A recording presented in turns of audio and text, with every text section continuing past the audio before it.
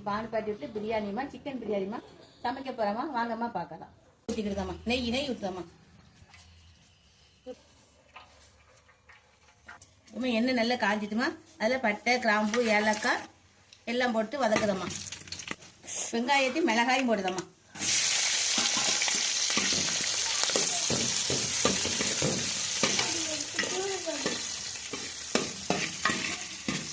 வெங்காயத்தை நல்ல பொண்ணு நிறமாக நல்ல செவக்க வறுத்துங்கம்மா.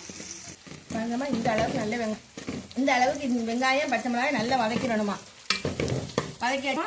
இஞ்சி பூண்டு பேஸ்ட்டுமா, இது ஒரு 50 கிராம் இருக்குமா. இஞ்சி பூண்டு பேஸ்ட்டு. மல்லாடி ஒரு 1/2 கிலோமா. மிளகாய் ஒரு 4, 50 கிராம் இஞ்சி. நல்ல இஞ்சியை நல்லா வதக்கிடணுமா.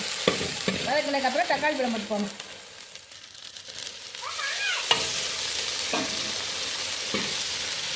தக்காளியை நல்ல மசிய வதக்கிடுங்கம்மா. வதக்கி எடுத்துக்கோங்க. பாருங்கம்மா, இந்த அளவுக்கு நல்லா வதக்கிக்கோங்கம்மா. தக்காளி முப்பை நல்லா வதக்கி எடுத்துக்கணும். 1 ஸ்பூன் போட்டுக்கோம்மா. அது போக ஒரு பாக்கெட் சிக்கன் பொடிமா, திருப்பதி சிக்கன் பொடிமா. ஒரு பாக்கெட் பிரியாணி மசாலா போட்டுக்கோம்மா. தேவைக்கேற்ப புதினா போட்டுக்கோங்கம்மா. புதினாவும் மல்லி இலையும் கலந்து இருக்குமா, 2 போட்டு விட்டோம்மா. தயிர்மா, இதில் பாதி ஊற்றுதம்மா. இது 1.5 கிலோ சிக்கனை கிளீன் பண்ணி வச்சிருக்காமா. 1 கிலோ அரிசிக்கு இப்போமா உப்பு போட போகிறோம்மா. சொல்லுங்க. மட்டனை போட்டு சிக்கனை போட்டு நல்லா வதக்கியாச்சுமா. ஆமாம்,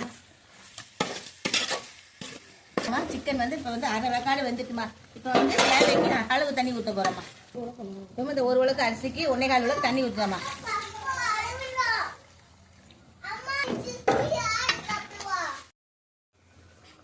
தண்ணி நல்லா ஒன்று போல கொதிச்சு வருதுமா. நான் அரிசி போட போகிறேம்மா. புதிய அரிசிமா, 1 கிலோ அரிசிமா. இப்போ லெமன் ஜூஸ் ஊற்றிக்கோங்கம்மா.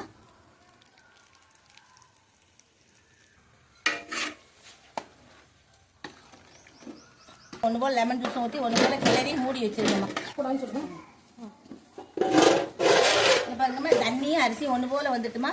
இப்போ ஸ்டவ் ஆஃப் பண்ணிவிட்டு மூடி வச்சுருவோம்மா. மூடி வச்சு தம் போட்டுருவோம்மா. நாங்கம்மா ஒரு வெயிட் தூக்கி வச்சாச்சுமா.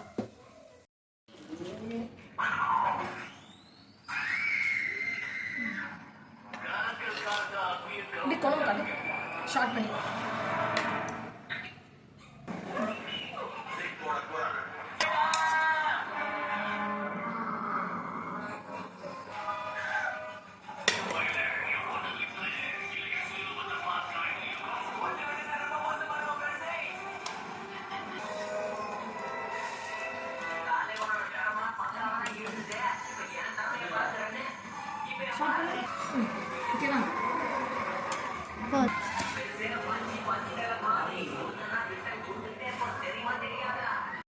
ஒன்று போல வெந்து நல்லா வந்துட்டுமா.